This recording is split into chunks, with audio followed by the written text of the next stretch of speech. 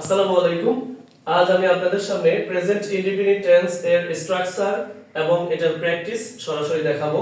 তো present indefinite tense এর স্ট্রাকচারটা হচ্ছে সাবজেক্ট প্লাস ভার্বের প্রেজেন্ট ফর্ম প্লাস অবজেক্ট। এখন আমরা এটা নোটবুকে গিয়ে দেখব যে ভার্ব যদি প্রেজেন্ট ইনডিফিনিট টেন্সে ভার্ব যদি থার্ড পারসন সিঙ্গুলার নাম্বার হয় তাহলে ভার্বের শেষে s অথবা es হবে। ভার্বের শেষে s অথবা es হবে। এখন আমরা প্র্যাকটিসে গিয়ে দেখব যে I draw a প্রথম সেন্টেন্সটা আছে I draw a picture. I draw a picture. এরপরে এটা হচ্ছে পজিটিভ সেন্টেন্স, এটা নেগেটিভ সেন্টেন্স। এখানে I don't draw a picture, আমি একটি ছবি আঁকি না। প্রথম সেন্টেন্সটা যে I draw a picture, আমি একটি ছবি আঁকি।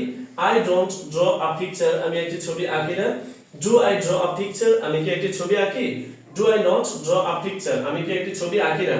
তাহলে এরকম আমরা হাজার হাজার সেন্টেন্স বানাতে পারবো শুধু প্রেজেন্ট ইনডিফিনিট টেন্স দিয়ে। যেমন I write a letter, আমি একটি চিঠি লিখি। I don't write a letter, আমি একটি চিঠি লিখি না। Do I write a letter, আমি কি একটি চিঠি লিখি?